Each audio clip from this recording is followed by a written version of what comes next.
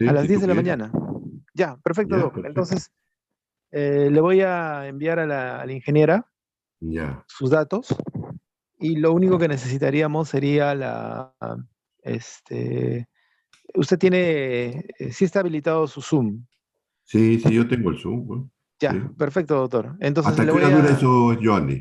es 50 minutos, Doc, de 10 a Ah, ya, 17. perfecto, no hay problema, Ajá. te apoyo. Yo hasta ahora no he tenido la oportunidad de apoyarte y no, Ah, perfecto, solo- Doc. Entonces le voy a enviar al ingeniero en este momento para que ya, ya está creando ya los grupos y le voy a ya, enviar sus datos, Doc. Perfecto. perfecto. Muchas gracias, doctor. No, a ti, hombre, no te preocupes. ¿En dónde estoy? Allá.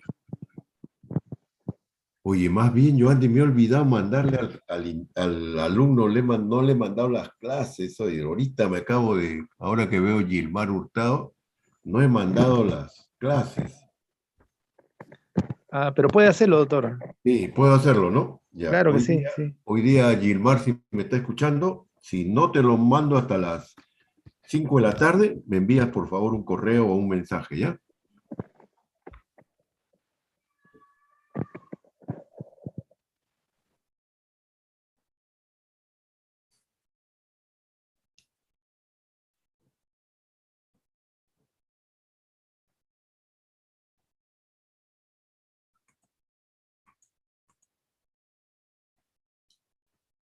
Empezamos 12 y 5, Joandy.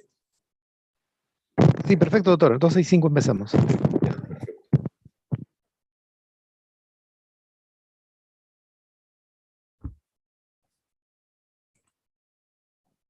Ahí, ya están llegando la gente.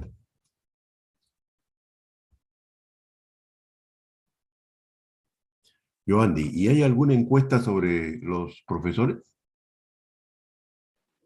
Sí, doctor. La encuesta se va a realizar en esta segunda rotación, creo que está programada la encuesta, doctor. Es una encuesta virtual.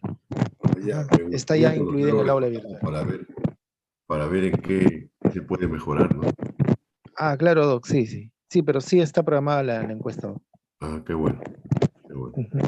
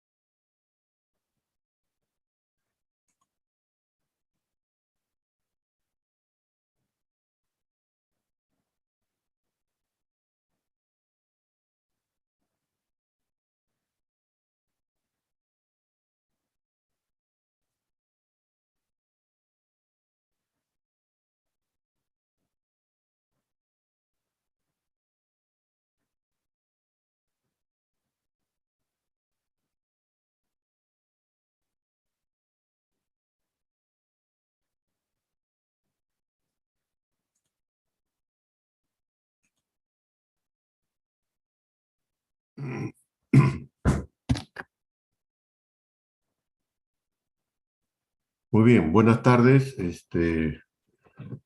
Hoy día vamos a desarrollar el tema del manejo inicial del paciente traumatizado múltiple o politraumatizado, como ustedes quieran llamarlo. Estoy compartiendo. ¿Estoy compartiendo? ¿Se ve la pantalla? Positivo, doctor. Ya, sí. Antes que me olvide, el estudiante, el alumno Gilmar me pidió compartir mis clases y realmente se me ha pasado. Así que Gilmar, si puedes, si no te... envíame tu correo o tu WhatsApp para poder mandarte las clases, ¿ya? Muy bien, entonces hoy día vamos a tratar sobre acá, el manejo inicial del...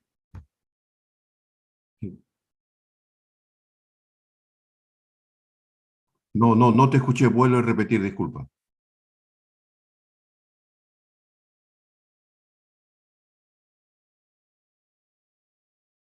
¿Y yo tengo eso? ¿Yo domino eso?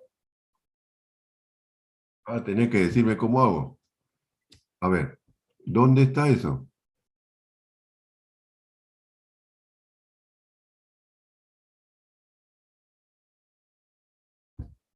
Antes lo estuve viendo, pero ahora no lo veo. Participante 54 dice.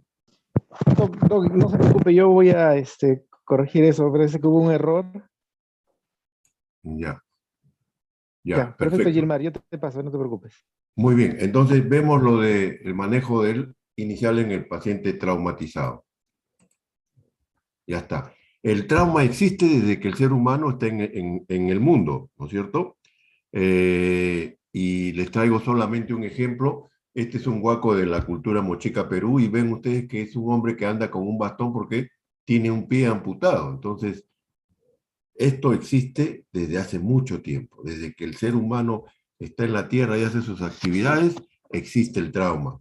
En nuestro medio, el trauma, en mi opinión, no se le da la importancia que debe tener, ¿no? Porque trauma, primero que creen que es traumatología, la especialidad de traumatología en otros países se le conoce como ortopedia, nosotros lo conocemos como traumatología, pero el trauma son las lesiones en general de cualquier región del corporal, ¿no? O cualquier órgano, producto de una colisión, de una violencia externa, ¿no? En nuestro medio, los accidentes de tránsito son la causa más frecuente de que tengamos pacientes traumatizados, ¿no es cierto? No se necesita ser muy despierto para darse cuenta que todos los días en los noticieros hay fallecidos, atropellos, choques, caída de buses en la sierra sobre todo, ¿no? Que traen muertos y múltiples heridos. El trauma lo manejamos, lo dividimos en un manejo extrahospitalario o prehospitalario, si ustedes quieren, y un manejo intrahospitalario o simplemente hospitalario. En el sistema prehospitalario, ¿en qué consiste esto? Ir al sitio donde está el accidente, recoger al paciente y llevarlo a la institución apropiada y más cercana, en ese orden, apropiada y más cercana, donde yo sé que le puede brindar la atención necesaria para evitar que ese paciente fallezca. Este sistema prehospitalario, pues, tiene que haber una guía de transporte y protocolos. Ya vamos a ver los transportes que se utilizan en nuestro medio, casi todo es vía terrestre, ambulancia, ¿no? Tiene que haber un buen sistema de comunicación, significa tener recursos, ¿no? Eso que nuestras autoridades sanitarias, y ahora más que nunca, tenemos un déficit de personas que sean capaces de poder llevar adelante todo el sistema sanitario, el sistema de salud, ¿no es cierto? Estamos llenos de incapaces. Yo siempre decía, este país, comparado con otros, tenemos la mala suerte que los mediocres e incapaces dominan en este país. Después me di cuenta que no era así. No es que estadísticamente mediocres y incapaces es más o menos parecido en todos los países. ¿La diferencia cuál es? Que en este país los mediocres e incapaces son los que toman las decisiones gubernamentales, son los que nos dirigen. Lamentablemente así hemos. Y no es, ahora es patente, pero siempre ha sido así, un poco más, un poco menos. Ahora, bueno, ya sobrepasó ya todos los límites, pero en fin. Muy bien, volvamos a la clase. Entonces, hay desastres, caída de autos, de ómnibus en la sierra, eso es casi frecuente, sobre todo en la época de lluvias, como es en esta época, por ejemplo. Accidentes, en este caso le traigo un tren que descarriló, los equipos de campo que tienen que auxiliar y acudir y rescatar a la gente, ¿no? Tiene que haber un sistema adecuado de comunicaciones, como le decíamos, telefónicamente, ahora por los móviles podemos estar más conectados que nunca. Un sistema de transporte en nuestro medio, le decía, son ambulancias, pero en otros sitios avanzados es helicóptero, ¿no es cierto? Donde es más rápido. Imagínense el caos que es el tránsito en nuestra ciudad y que ahora he visto que respetan un poco más las ambulancias, ¿no? Pero aún así el caos impide que la ambulancia avance todo lo rápido que debería ser, ¿no? Muy bien, eso es en la parte prehospitalaria, que es importantísimo, ¿eh? Es importantísimo. O sea, no hay que menoscabar esto, porque si finalmente yo atiendo en un hospital a un paciente es porque el sistema me trajo el paciente al hospital, ¿sí? El sistema hospitalario también, como en todo sistema, se habla de planificación, trabajo en equipo. Este es un trabajo multidisciplinario, hay que tener capacitado a nuestro personal, tener los equipos, tener los recursos necesarios, tener la infraestructura, tener los equipos, etcétera, etcétera, ¿no es cierto? Laboratorios, rayos X, etcétera. Y siempre tratando de mejorar la calidad de esto. Este es el ideal, ¿no es cierto? Ojalá todos los centros hospitalarios o centros de sanitarios tengan una sala así. Si lo puede tener, enhorabuena. Lo que les quiero demostrar yo en esta clase es que hay que adaptarnos a nuestra realidad y que los pocos recursos que tengamos hay que saberlos utilizarles, hay que saberles sacar el mayor provecho a estos pocos recursos que tenemos. La mayoría de pacientes va a terminar en una sala de emergencia. En la mayoría de los centros hospitalarios tienen ya con una unidad de shock trauma, una sala dedicada a pacientes supercríticos, muy delicados, ¿no? Donde el trabajo en equipo es esencial. Muchos de estos pacientes van a terminar en sala de operaciones, ¿no? ¿Cómo nace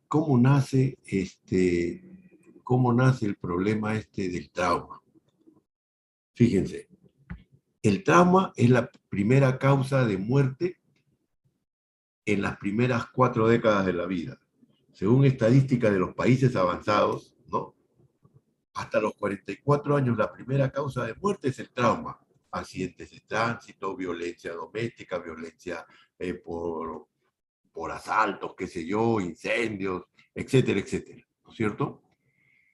En nuestro medio no se da eso. ¿Por qué? Porque la primera causa de muerte todavía siguen siendo las enfermedades infectocontagiosas en la niñez. Pero en las últimas estadísticas, el trauma ya aparece entre el tercer lugar, ya aparece ahí. Y eso que nuestras estadísticas, como bien saben ustedes, no son de las mejores. Pero el trauma existe. Métanse eso a la cabeza. Uno de los objetivos de esta clase es: el trauma existe. Lamentablemente va a seguir existiendo y seguramente va a ir en aumento. Porque en algún momento vamos a tratar el cáncer. En algún momento, ya no lo veré yo, seguramente, ojalá que lo vean ustedes, la medicina va a vencer al cáncer, ¿sí? A las enfermedades infectocontagiosas, ¿no? ¿Y qué es lo que va a quedar? Va a quedar el trauma. El trauma va a existir siempre. En Estados Unidos se mueren al año 150.000 americanos, ¿no? O sea, esto significa cada 5 minutos en Estados Unidos se muere un paciente por causa del trauma. Y a los americanos esto les cuesta la friolera de 400.000 millones de dólares, ¿no? Cuando a ellos les tocas el color verde, el billete verde, se ponen muy alertas. Entonces, por eso ellos le llamaron, a fines del siglo pasado, a fines de los 90, le llamaron la epidemia silenciosa. Nadie se da cuenta de eso, ¿no? Nadie se da cuenta de eso. Y los que conocen Estados Unidos y han manejado ahí, yo no sé cómo hacen, pero allá no hay bache, la palabra bache no existe. Y hay unos freeways que uno corre a una velocidad tremenda, ¿no es cierto? Y un accidente a esa velocidad, pues realmente tiene consecuencias bien, bien serias. Bueno, ¿y en nuestro medio qué pasa? ¿En nuestro medio existe? Sí existe, seguramente no con la magnitud que les digo, pero sí existe. Yo hice una revisión hace algunos años y solamente en Lima se mueren 4 a 5 pacientes por día por causa de trauma. Y en el Perú, solo por accidentes de tránsito, promedio 9 muertes por día. Solo 9, o sea, imagínense ustedes, multipliquen 9 por 265. Entonces, es realmente importante esto, ¿sí? Lo que es peor, por cada muerte, 3 pacientes quedan incapacitados permanentemente. Y a esos pacientes hay que hacerles un tratamiento especial. Vamos a destinar recursos para atenderlos a ellos. Si nosotros pudiéramos hacer prevención de los accidentes de tránsito, ¿cuánto dinero ahorraríamos? Lo que yo les voy a hablar ahora es sobre un programa, curso, guía, protocolo, llámenle como ustedes quieren, que toma la sigla de ATLS, ¿sí? Que son las siglas en inglés de Advanced Trauma Life Support, ¿no? Este es un programa de utilidad que ha sido comprobada y que salva vidas y uniformiza nuestro lenguaje para hablar y poder comparar nuestros resultados. Entonces, esto es el ATLS. El ATLS es una marca registrada del Colegio Americano de Cirujanos, la sociedad quirúrgica más importante del mundo. ¿Sí? Es marca registrada. En el Perú lo hace el Comité Peruano de Trauma. A ver, ¿cómo nace esto? Es interesante, muy chiquito nomás. Les cuento la historia de James Sinner. es un ortopedista, ¿no? Que un día en Nebraska decide irse de fin de semana con su familia, su esposa y sus 4 hijos, toma su avioneta particular y se va a California, un fin de semana. Cuando regresa, la avioneta sufre un desperfecto y cae. En la colisión, la esposa muere casi inmediatamente y 2 de sus 4 hijos sufren lesiones más o menos parecidas, entre moderadas a severas, ¿no? Él se logra comunicar por radio, espera que venga el equipo de rescate, lo rescatan, y él acompaña a sus hijos y ve que cuando llegan al centro hospitalario donde los llevaron, siendo los dos muy parecidos, fueron atendidos en forma diferente, ¿no? Y es más, él se dio cuenta que era insuficiente ese manejo, y él escribió al colegio americano, ¿no? Cuando le decía, si yo con mis limitados recursos habría podido proporcionar mejores cuidados en el sitio del accidente que lo que mis hijos y yo recibimos en el hospital de cuidados primarios al que fuimos conducidos, algo está mal en el sistema y por lo tanto este debe ser cambiado. Coincidió con lo que en Nebraska estaba incubándose lo que era el curso ATLS, el colegio americano le tomó fuerza y sale este proyecto este programa, protocolo, curso, como ustedes quieran llamarlo, que es la base de esta clase. Hablemos un poco más del trauma. Los pacientes que se mueren por trauma se mueren en 3 momentos, en tres ondas. Por eso hablan de la distribución trimodal. La primera onda es la muerte inmediata. Es la muerte que sobreviene en los primeros minutos después de producido la lesión por el accidente.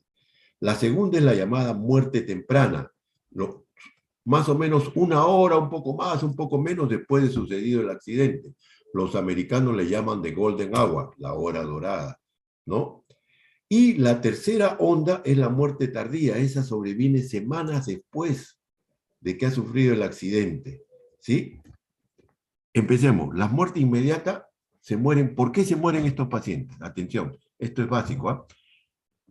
¿Por qué se mueren estos pacientes? Por problemas cerebrales, laceraciones cerebrales, laceraciones del tronco cerebral, lesiones de médula alta, lesiones cardíacas, ruptura de aorta y grandes vasos. Ahí poco nada podemos hacer, ¿no? Mientras llegamos, ya el paciente falleció. Poco nada, salvo que tengamos un sistema prehospitalario por vía aérea. Llegamos en 5 o 10 minutos. Algo pudiéramos hacer. Mientras tanto, estos pacientes en nuestro medio, todos se mueren. La segunda onda es la llamada muerte temprana, la hora dorada. Atención, esto sí es importante. ¿Por qué se mueren? Se mueren a nivel de cabeza, hematoma subdural o epidural. A nivel de tórax, hemotórax masivo o neumotórax, atención. Lesión de víscera sólida, vaso e hígado. Fracturas mayores, pelvis, huesos largos, fémur. Se mueren. Estos pacientes se mueren 1 hora, hora y media después, 2 horas después. Sobre estos pacientes es lo que vamos a hablar, cómo evitar que estos pacientes se mueran. A mí se me acusa de ser extremista.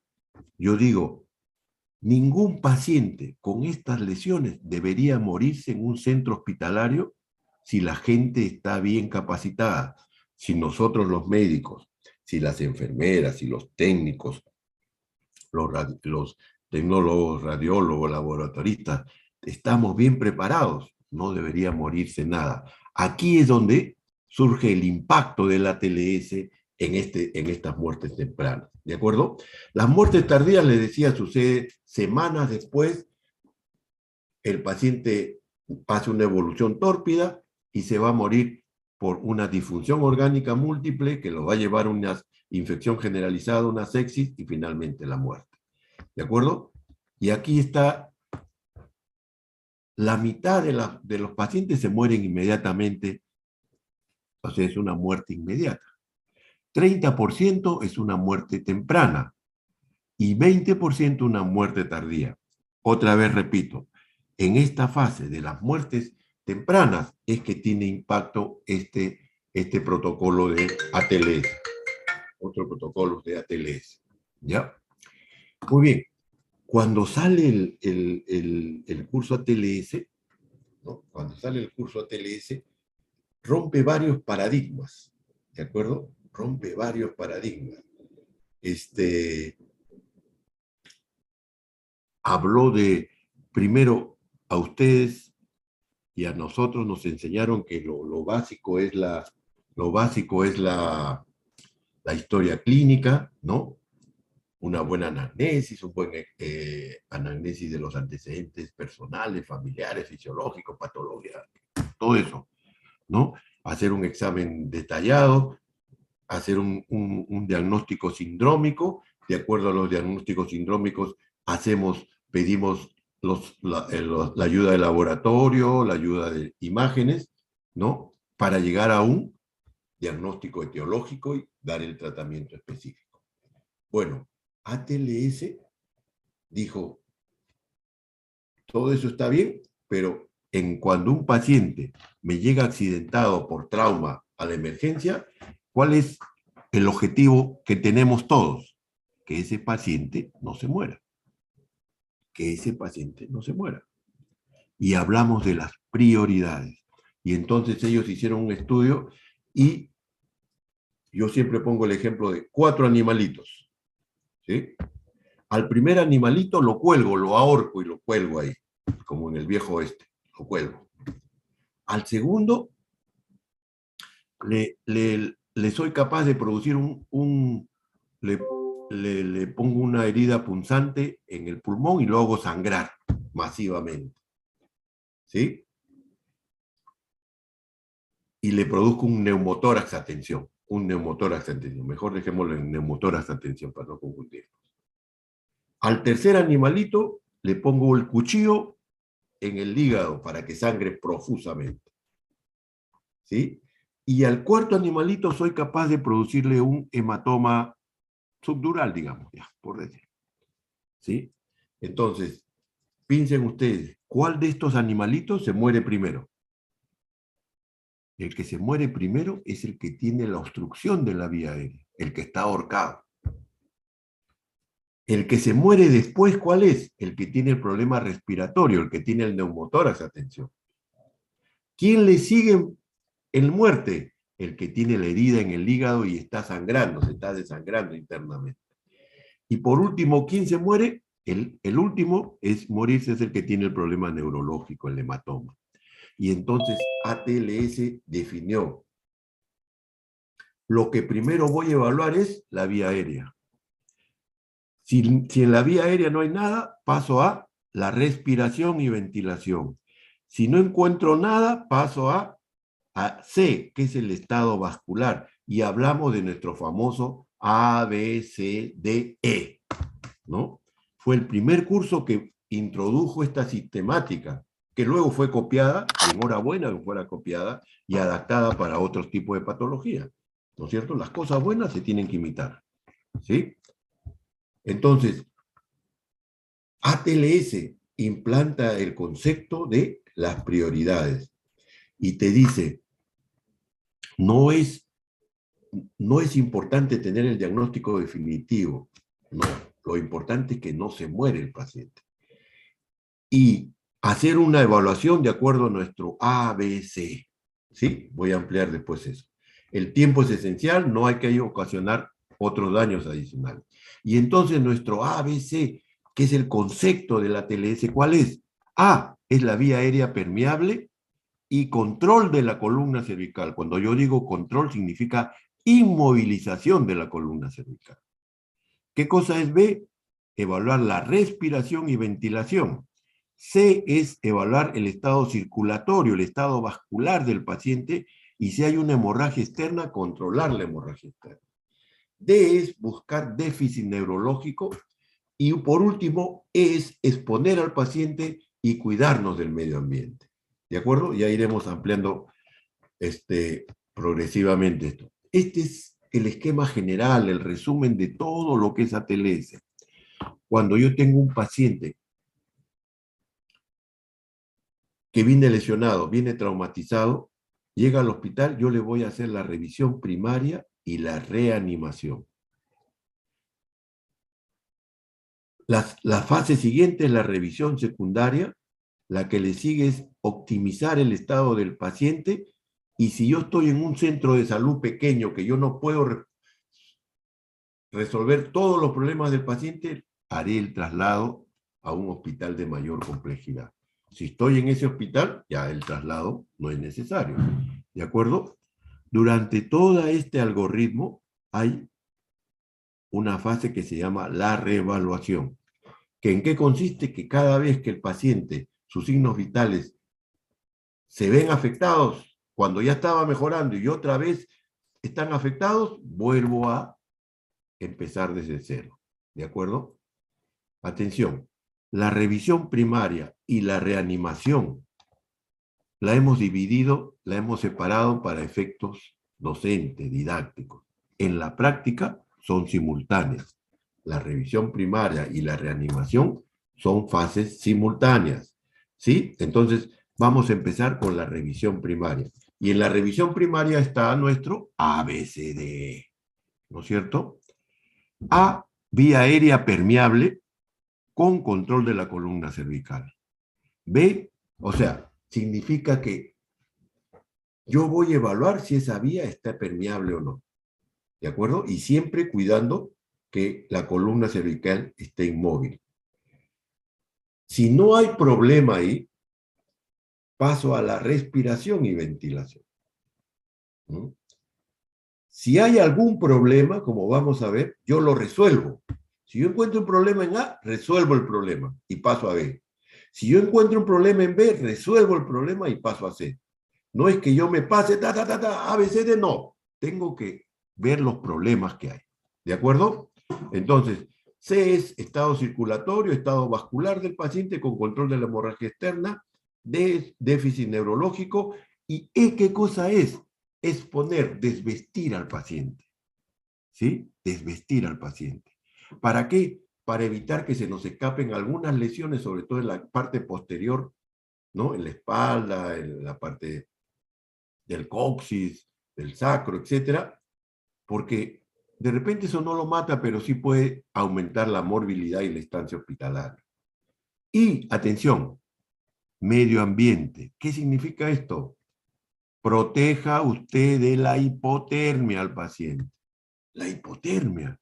Oiga, esa hipotermia pues será allá en Puno, en las alturas, 5.000 metros, o en los polos árticos y antárticos. Eso piensa la mayoría. Señores, pues eso es mentira. Hipotermia hay ahorita. Ahorita que hace sol por acá, por mi casa hace un poco de sol. ¿Ah? Existe la hipotermia. En Iquitos una vez fui a dar una charla y se escandalizaron cuando le dije, acá en Iquitos hay hipotermia. Ya lo vamos a ver, ¿por qué hay hipotermia? El concepto de hipotermia, incorpórenlo. Vamos a hacer rápidamente cada una de ellos. ¿Qué cosa es la A? Entonces, vía aérea permeable, con control de la columna cervical. ¿Cuál es la mejor manera de evaluar al paciente que tenga la vía aérea permeable? Señor, ¿cómo se llama? Perico en los palotes. Si ya me habló, es porque tiene la vía aérea permeable. ¿De acuerdo? ¿Sí? Entonces, ¿cuándo sospechar lesión de columna cervical? Cuando es un trauma múltiple, cuando está inconsciente el paciente, o cuando tiene un trauma único por encima de las clavículas. ¿Ya? En esos casos inmovilizas, entonces pones un collarín cervical, el aparato de Thomas le llaman los especialistas. Los bomberos, que son los que más nos llevan pacientes, y el resto de gente del sistema prehospitalario, ya sabe, a todo el mundo lo traen con su collarín. Necesite o no necesite, ya usted lo decidirá en el centro hospitalario. Acá ven ustedes, hasta está el collarín, le están sacando, pero hay uno de los auxiliares, enfermeras o médicos, mantiene la alineación, la inmovilización de la columna cervical. La cabeza la mantiene para que esté alineada con el resto de la columna. ¿De acuerdo? Si la vía aérea está permeable, pasa el oxígeno, pero pasa por la tráquea, llega a los bronquiolos y en los bronquiolos va a llegar al alveolo. ¿no? Y en el alvéolo va a haber el intercambio alvéolo capilar, CO2, oxígeno. ¿Cómo evalúo yo eso? Eso, mis manitos y mi cerebrito, ¿no? Ese curso de semiología, inspección, palpación, percusión, auscultación. Con eso yo puedo determinar si el paciente tiene alguna patología. ¿De acuerdo? Por ejemplo, ¿qué ven acá? Un neumotórax, atención. Fíjense, un neumotórax izquierdo rechaza la silueta cardíaca, rechaza la tráquea, ¿sí? Aquí, ¿qué voy a encontrar? Que se moviliza poco el hemitórax derecho, la amplexación está disminuida, la percusión, hay una hipersonoridad y el murmullo vesicular está abolido. Y si a eso ustedes le suman, está hipotenso el paciente y tiene ingurgitación yugular, eso es neumotórax. Atención, ¿sí? Si otra de las cosas que hay que pensar es un taponamiento cardíaco, un derrame hemorrágico pericárdico por trauma, aumenta la silueta cardíaca, ¿sí? En una radiografía de tórax, de pie o sentado, y yo encuentro un aumento del mediastino, fíjense, y no se ve el callado aórtico, sospecha de lesión de aorta, del callado aórtico, ¿sí? Muy bien, entonces paso a C. En C voy a evaluar el estado vascular del paciente, ¿no? Fíjense, si yo le toco pulso en la carótida, está por encima de 70. Si yo le encuentro pulso en la femoral, por encima de 70. Si yo le encuentro pulso en la radial, tiene más de 80. Entonces, ni hablar. Eso rápidamente me va a dar un índice, lógicamente. Usted en su equipo ya sabe, la enfermera ya está entrenada para que llegue y apenas le esté tomando la presión, el pulso y todo lo demás. ¿Sí? ¿De qué cosa es? Buscar, evaluar el estado neurológico del paciente. Buscar déficit neurológico. Y ahí evaluamos tres cosas. El nivel de conciencia, y el nivel de conciencia lo vamos a evaluar a través de ¿qué? De la escala de coma de Glasgow, que tiene 3 parámetros: respuesta motora, respuesta ocular y respuesta verbal. El objetivo de la clase no es que se aprendan ustedes esa tabla. Esta tabla está en carteles en todas las unidades de shock trauma, ¿de acuerdo? Sobre 16 puntos. Y cuando yo tengo 8 o menos de 8, hablo de coma. ¿Las pupilas están centrales, isocóricas o hay anisocoria? Si yo encuentro anisocoria, ya estoy llamando al neurocirujano. Y finalmente, veo rápidamente si el paciente moviliza los miembros o no. ¿Sí? ¿Qué cosa es C? Ya dijimos, es poner al paciente, usted en su equipo ya va a encontrar un técnico que tiene en el bolsillo, tiene la tijera, se saca la tijera del bolsillo y le corta el pantalón, la falda, la blusa, qué sé yo, la tenemos que desnudar, ¿sí? Porque eso es parte del manejo. Pero atención, proteger hipotermia, proteger hipotermia. Y otra vez, hipotermia no es el polo norte, ni el polo sur, ni es la puna, es acá. ¿Cuánto de temperatura tendremos? ¿Tendremos qué? 20, 28, 27. ¿Mm? ¿Cuánto es nuestra temperatura corporal? 37. Cuando el paciente llega, le van a poner líquidos que están a temperatura ambiente, o sea, menos de nuestra temperatura. Ya nos baja un poco la temperatura corporal. Si son pacientes delicados, que de eso se trata esta clase, pacientes que han sangrado mucho, que están hipotensos, yo les voy a poner sangre. ¿Y cómo viene la sangre? Heladita viene la sangre. Más hipotermia. Y si a ese paciente lo llevo a sala de operaciones y le abro el abdomen, le hago una laparotomía, a través del peritoneo se pierde calor, más hipotermia. Y la hipotermia te lleva a coagulopatía, más sangrado.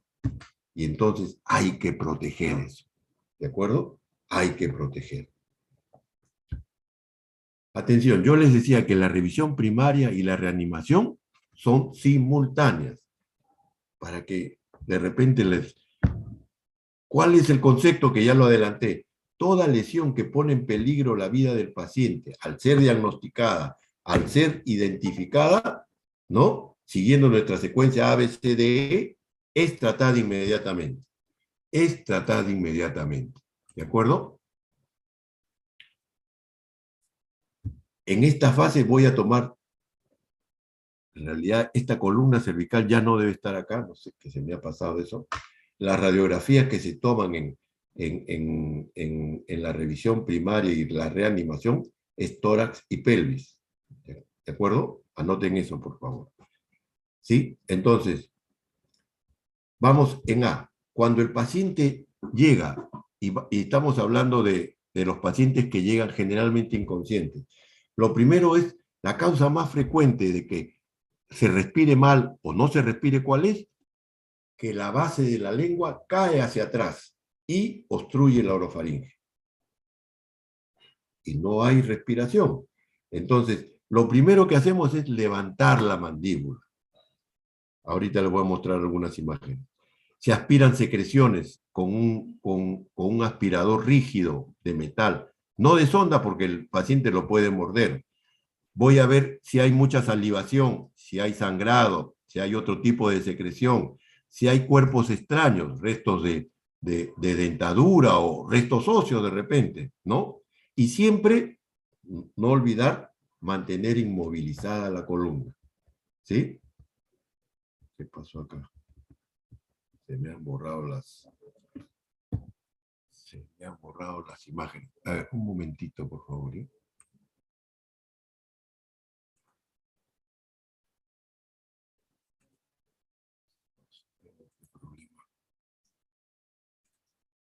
Tengo este problema, por favor, si no.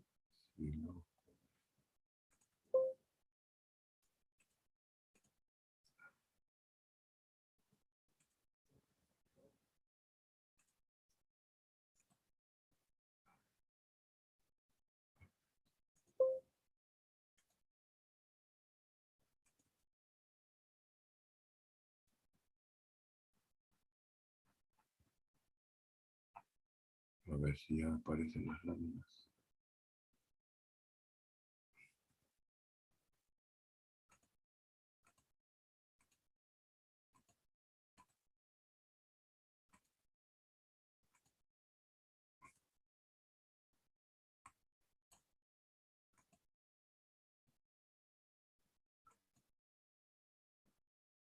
¿Ya se ve? ¿Se ven las láminas o no? Sí, doctor. Ah, perfecto. Esto es lo que yo le decía, ¿no? Cuando uno está solo, puede levantar el mentón, porque con una mano mantienes la alineación de la cabeza y con otra levantas el mentón. Al levantar el mentón, levantas la base de la lengua y la liberas. ¿No es cierto? Haces eso. Si tienes compañía, si alguien te puede ayudar manteniendo acá la cabeza alineada, en los ángulos mandibulares, levántalo. ¿Sí? Atención. Está prohibido hacer hiperextensión de la cabeza. Repito, prohibido hacer hiperextensión de la cabeza. ¿Por qué? Porque si tiene una lesión en la columna cervical y yo fuerzo esa columna, puede ser una catástrofe que me puede llevar a una cuadriplegia. ¿De acuerdo? Acá están, ven. Una persona está ayudando acá, mantiene la alineación, y acá estoy levantando los ángulos mandibulares. ¿Sí? Cuando el paciente esté inconsciente, yo puedo poner un tubo orofaringio, que es el famoso tubo de Mayo, ¿de acuerdo? Que va a mantener la base de la lengua levantada y permeable en la vía aérea. ¿De acuerdo? Atención. Si un paciente está en coma, si está inconsciente, lo primero que yo asumo es que el paciente esté en coma. Y si el paciente está en coma, como lo van a ver mañana en su práctica, yo asumo que el paciente está en coma, tiene un Glasgow de 8, menor de 8, y la indicación es, en todo paciente que se sospecha que está en coma, se hace la intubación orotraqueal. ¿De acuerdo? Que lo puedes hacer en A. Si es que no lo has hecho en A, lo vas a tener que hacer en B, si es que está indicado. ¿De acuerdo? En B, la reanimación, ¿en qué consiste? Todo paciente va a recibir oxígeno, 12 a 15 litros por minuto. Si es necesario, se puede hacer la intubación orotraqueal o la cricotirodotomía. La intubación orotraqueal, recuerden, pregunta de examen, escala de coma de Glasgow 8 o menos de 8, indicación de intubación orotraqueal. Y todo médico que trabaje en emergencia tiene que estar capacitado para poder realizar una intubación orotraqueal. Saber manejar el laringoscopio, saber que el tubo orotraqueal, chequear que esté bien, etcétera, etcétera. ¿De acuerdo? Si yo no tengo el equipo, ¿qué alternativa tengo si no puedo hacer la intubación orotraqueal? La cricotirodotomía. ¿Qué es la membrana cricotiroidea? Es la membrana que cubre un espacio que deja el cartílago tiroides y el primer anillo traqueal, que es el cricoides, y se encuentra en la cara anterior. Debajo, en los hombres es mucho más visible, debajo de la famosa manzana de Adán. Ahí encuentran ustedes una pequeña depresión. Bueno, ahí está la membrana cricotiroidea. Una pequeña incisión y con una pin y con el mismo bisturí penetras y ya estás en la vía aérea. ¿Sí? Y ya estás en la vía aérea. Aquí nuevamente el sitio, ¿no? Y acá pueden ver cómo se deja un tubo de cricotirodotomía. ¿De acuerdo? En B también tengo que, por mi examen semiológico, voy a ver si el paciente tiene un neumotórax, atención. Ya pusimos el ejemplo. En este caso, es un neumotórax, atención, del lado derecho. Los neumotórax pueden ser de dos tipos. Neumotórax simple, cuando ustedes saben que el neumotórax se produce porque un bronquiolo se rompe. Hay una solución de continuidad y el aire pasa del bronquiolo a la cavidad pleural, que es virtual y se convierte en real. Pero el aire también puede ir de la cavidad pleural al bronquiolo. Cuando es bidireccional, tenemos lo que se llama un neumotórax simple. No hay mucho problema ahí. Pero cuando es atención, ahí el neumotórax es unidireccional. Va del bronquiolo a la cavidad pleural. Y entonces el aire se va acumulando en la cavidad pleural. Y como no puede crecer hacia afuera, porque tiene la parrilla costal, ¿hacia dónde crece? Crece hacia la línea media. Y empuja el mediastino. Y al empujar el mediastino, las venas cavas no pueden desaguar la sangre que traen al corazón. Y el corazón no tiene suficiente cantidad para expulsar hipotensión. Ingurgitación yugular. Amplexación disminuida. Hipersonoridad a la percusión, murmullo vesicular abolido. Diagnóstico de neumotórax, atención. ¿Sí? Yo diagnostico neumotórax, atención, ¿y cuál es el siguiente paso? Voy a convertir ese neumotórax, atención, en un neumotórax simple.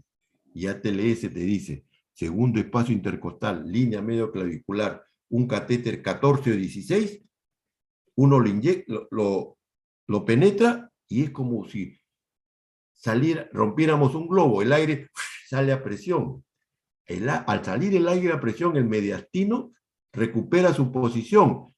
La sangre de las venas cavas llegan al corazón y el corazón bombea mejor y mejora la presión. Es espectacular, ¿sí? Esto no es el diagnóstico definitivo. El diagnóstico definitivo es un drenaje torácico.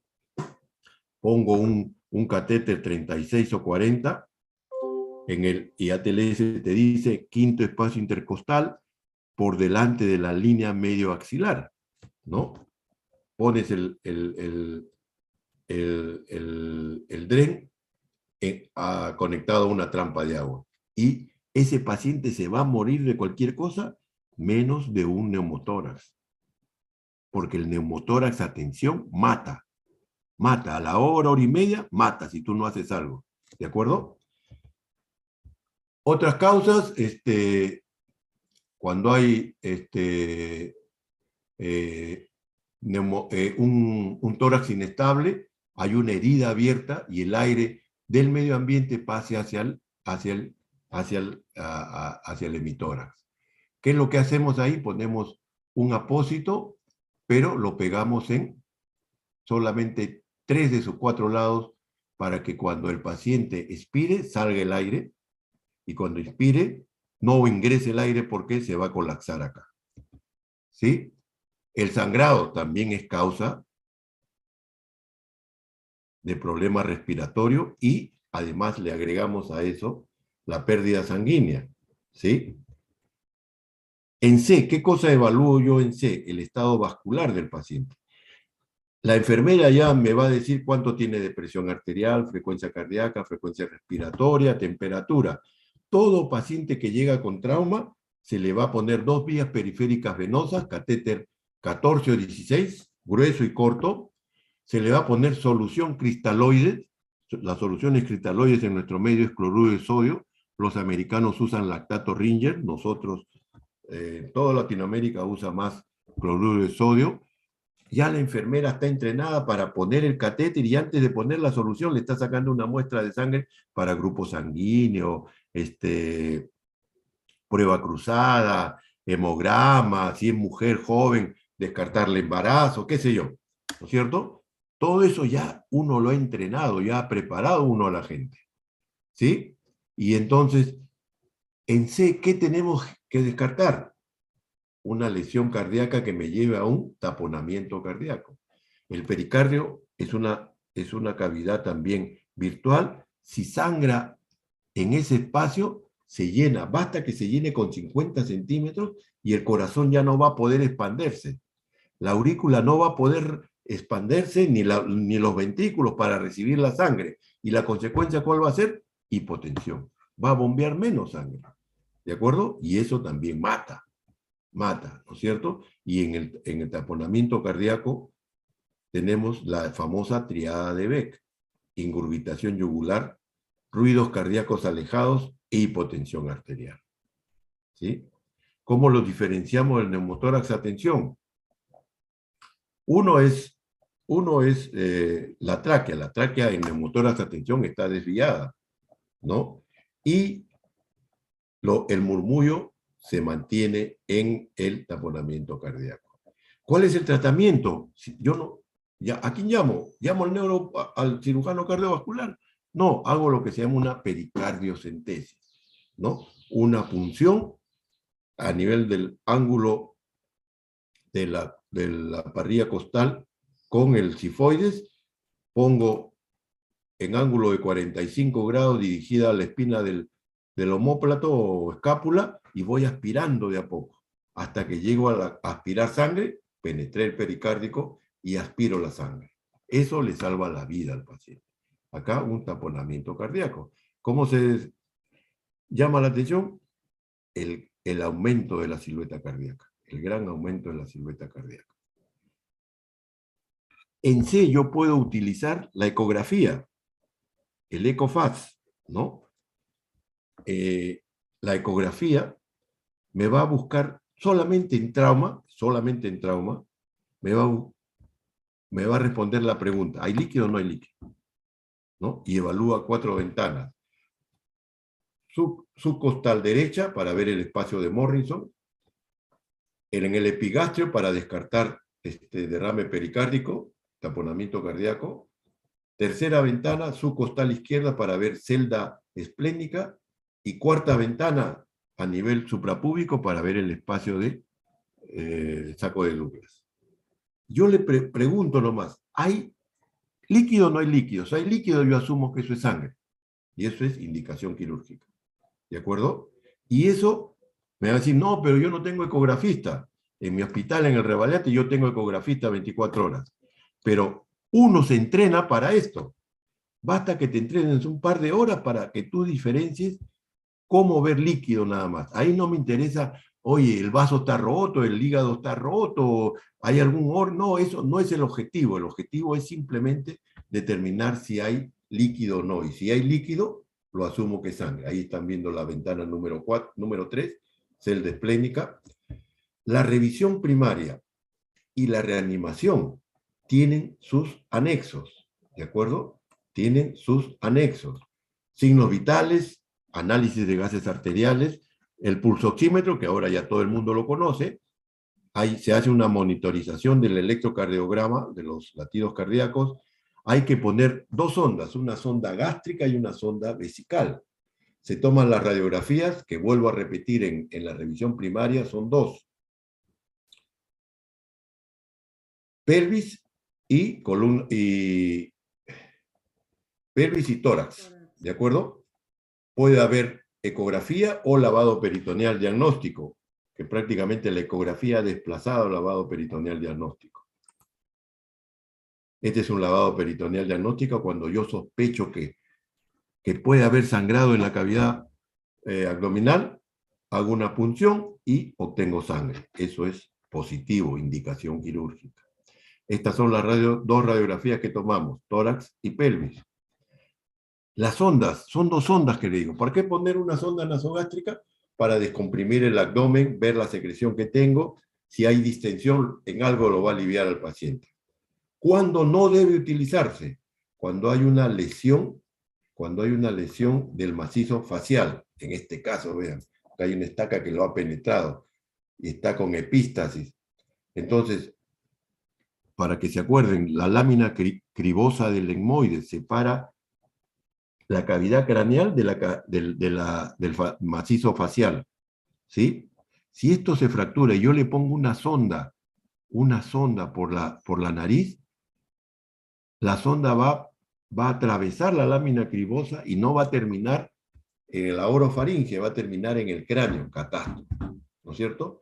¿Qué se hace en ese momento? ¿Qué se hace ante tal circunstancia? Se pone una sonda orogástrica. Orogástrica. La otra sonda es la sonda vesical. ¿Para qué utilizar la sonda vesical? Es vital la sonda vesical, porque me va a medir el volumen urinario hora, ¿no? Porque una manera indirecta de medir la perfusión de los tejidos es la diuresis horaria. Y recordamos, la diuresis horaria en niños en adultos 0,5 por kilo por hora, en niños 1 por kilo por hora y en lactantes 2 por kilo por hora. Si en una hora está menos de esa cantidad, significa que necesita más líquido, ¿de acuerdo? Para eso nos ayuda. Por eso es vital la sonda vesical. Pero tiene contraindicaciones. ¿Cuáles son esas contraindicaciones? Número 1, si yo encuentro sangre en el meato, un hematoma escrotal, equimosis perineal, o en varones, cuando le hago el tacto rectal y la próstata está alta, no la puedo palpar o la palpo muy alta, esos son signos probables de lesión de uretra posterior. En esos casos no está indicada la sonda vesical, ¿no? Porque fíjense, alguien le puso, acá tienen equimosis perineal, el que le puso era, pues no conocía nada de nada, le puso la sonda y la sacó por acá. ¿De acuerdo? Entonces, ¿qué hago en esos casos? Llamo al urólogo, ellos son los especialistas, y si no tengo urólogo, la indicación es la talla vesical. La talla vesical. ¿Sí? Entonces, ya tengo mi revisión primaria y mi reanimación. Mi siguiente paso es la revisión secundaria. ¿Cuándo se inicia la revisión secundaria? Cuando yo he terminado mi revisión primaria, más mi reanimación, el paciente está mejorando ya, ha mejorado un poco, no voy a esperar que mejore todo, ya va mejorando, empiezo mi revisión secundaria. Esta revisión secundaria es una evaluación que empieza en cabeza, a pies, el examen neurológico, entre comillas, es más completo, y puedo pedir radiografías o procedimientos especiales que forman parte de los anexos de la revisión secundaria. Aquí ven ustedes un paciente con un edema marcado de cara, periauricular también. Este paciente tenía un síndrome de compresión torácica. Este es el signo del mapache, equimosis periorbital. Equimosis periorbital. Equimosis retroauricular, signo de Butler. Los anteriores, como el signo de Butler, nos hacen sospechar probable fractura de base de cráneo o piso de cráneo, si ustedes quieren. ¿Sí? Si yo tengo este paciente, ya estoy llamando al neurocirujano. Si yo le encuentro epístasis y le encuentro otorragia, no tenía otorragia. Si yo le encuentro otorragia, ya estoy llamando al neurocirujano. ¿De acuerdo? Si a eso le sumas que esté inconsciente, esté en coma, mal pronóstico. El neurocirujano lo debe ver inmediatamente. Otra vez, signo del mapache, pero acá también tiene una gran equimosis en la mandíbula inferior, ¿no? Maxilar inferior. En la revisión secundaria empiezo por la cabeza, busco si hay lesiones, si hay heridas sangrantes, paso a cara, busco si hay epístasis, si hay sangrado por el oído, si hay equimosis, si hay crepitaciones, de ahí paso a cuello, de cuello paso a tórax y vuelvo a repetir mi inspección, palpación, percusión y auscultación, ¿no? No olvidar el examen de corazón, ¿no? De ahí paso al abdomen. Acá ven ustedes una lesión penetrante en su costal izquierdo. Fue acuchillado el paciente, pero yo en el abdomen que busco si hay dolor, si está blando, depresible. Primero la inspección, si está distendido o no, si se moviliza con las respiraciones. A la palpación, si hay dolor o no, si hay signo de peritonismo. Y también le puedo escuchar ruidos hidroaéreos, si existen o no. Acá hay un trauma tóraco-abdominal. ¿Por qué? Por cinturón de seguridad en un accidente de tránsito. Cómo queda marcada la cinta del cinturón. De ahí paso a pelvis, no olvidar pelvis, buscar si hay dolor a la palpación. En la pelvis tiene que ser palpada con cuidado, ¿sí? Si hay dolor o no, y buscar si hay estabilidad o no. De ahí paso a miembros superiores e inferiores. Busco si hay deformación, si hay equimosis, si hay hematomas, si hay heridas sangrantes, ¿no? Acá ven una fractura de tobillo derecho, parece, abierta, ¿no? La pelvis, ¿por qué es importante la pelvis? La pelvis es un canal rígido, ¿no es cierto? Cuando yo tengo lesiones por un lado, anterior o posterior, uno siempre dice, la lesión ha sido en la parte anterior. Si ha sido en la parte anterior, su repercusión también se da en la parte posterior, porque es un anillo rígido. No es que se rompe en un solo lado. Si esto se abre, atrás también hay una lesión. Y la pelvis tiene una gran irrigación. Los pacientes se mueren cuando tienen un trauma de pelvis.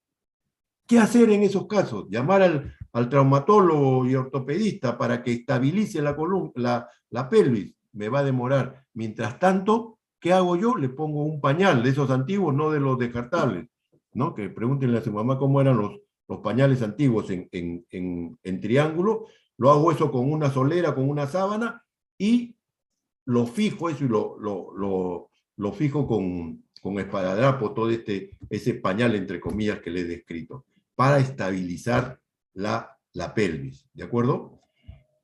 Buscar los pulsos, si los pulsos son simétricos en ambas extremidades. Por ejemplo, acá ven, en el lado derecho está más pálido que en el lado izquierdo. Acá había disminución del pulso pedio en comparación al lado izquierdo, ¿no? Recordar, los traumas en extremidades nos pueden llevar al síndrome compartimental. El golpe, la lesión, produce un gran edema, y como tiene la aponeurosis que no lo deja crecer hacia afuera, crece hacia adentro, comprime hacia adentro. ¿Y qué comprime? Los vasos sanguíneos. Y te produce un intenso dolor, y eso lo tienes que saber manejar. Se tiene que hacer un tratamiento quirúrgico. Acá yo durante la revisión secundaria, yo puedo pedir exámenes especiales. De hecho, pido una tomografía si hay un TAC, si hay un TEC, por favor, perdón. Si yo sospecho en ese paciente que el pulso pedio está disminuido, está pálido y tiene una gran deformación en el muslo, le pido una radiografía de fémur.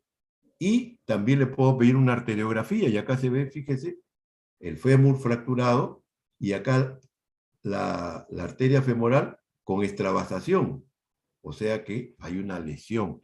¿Cuál es el tratamiento en estos casos? Inmovilizar al paciente. ¿Para qué? Para que no se mueva. Ese hueso desplazado se mueve y puede traer mayores consecuencias. ¿Sí? Acá lo estamos viendo, le estamos poniendo una férula. Oiga, pero yo no tengo estos equipos, pues estos equipos son caros. Bueno, póngale 2 palos de escoba.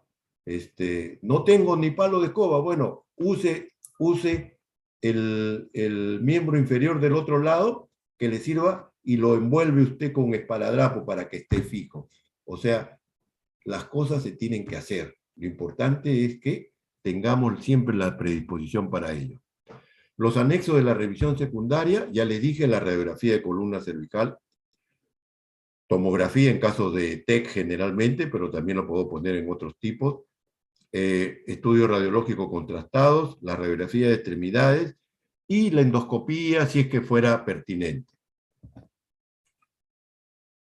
La radiografía de columna cervical, atención, ya estamos terminando.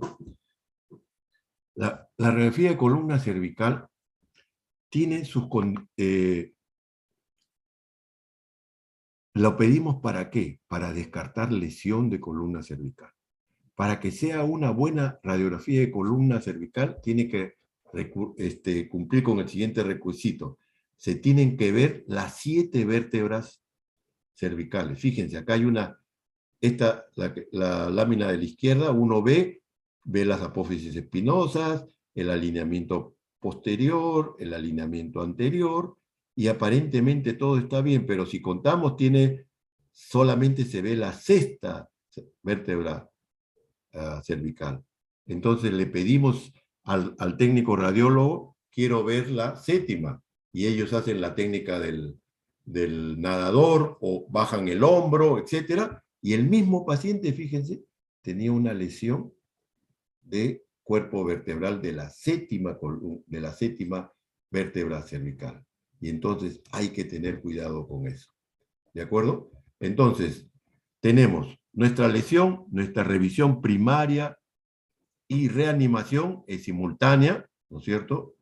Si yo estoy evaluando a mi paciente y en B encuentro un neumotórax a tensión, resuelvo eso. Le pongo primero una punción, segundo espacio intercostal, línea medio clavicular, y luego le hago un drenaje torácico.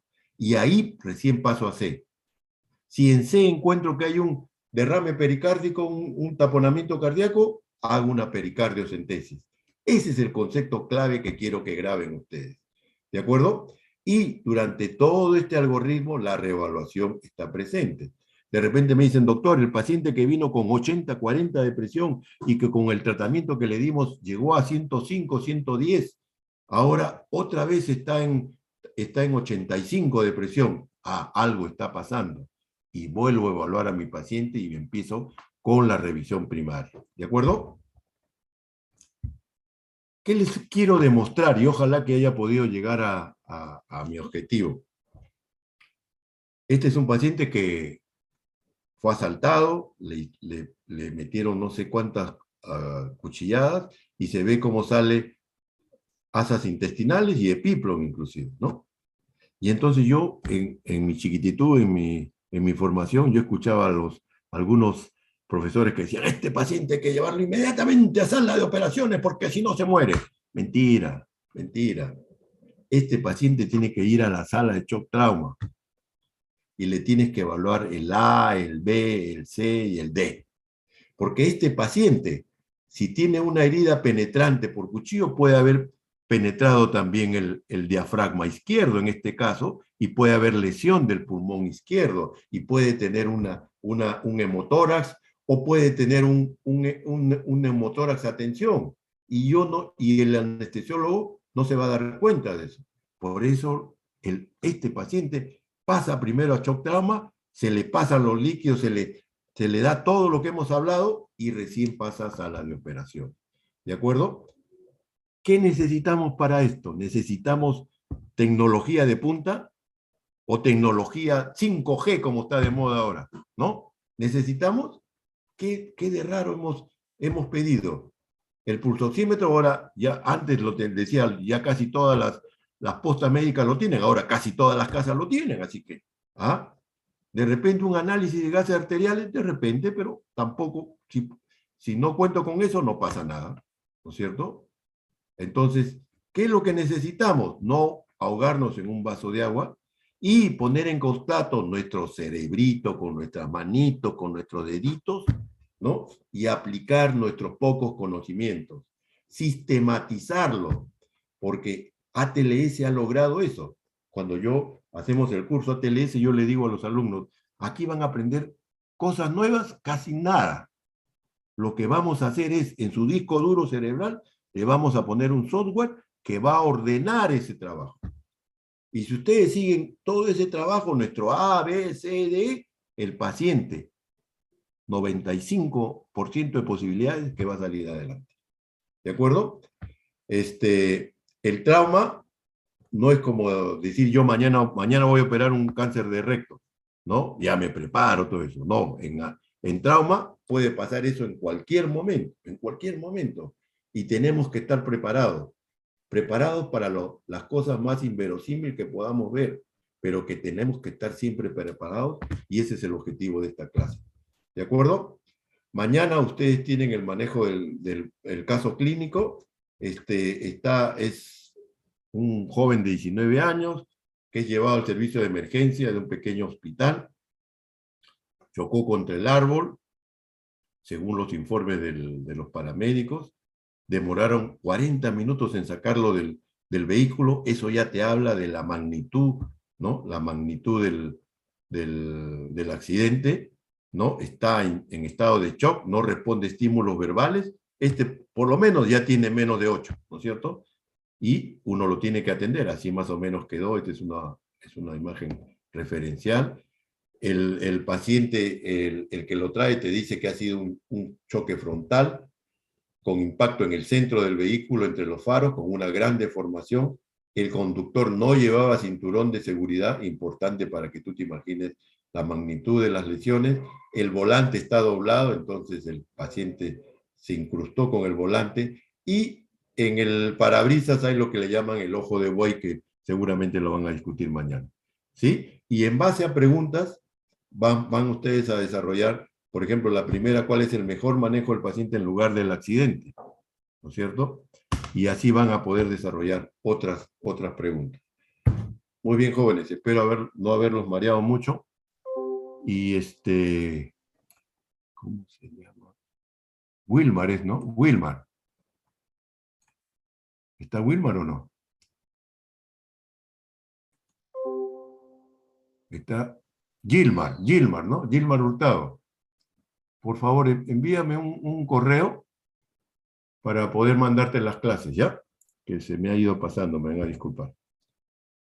Ya, doctor, está bien. Muy bien, muchas gracias. Hasta luego. Gracias, doctor. Gracias, doctor. Gracias, doctor. Gracias, doctor. Gracias, doctor.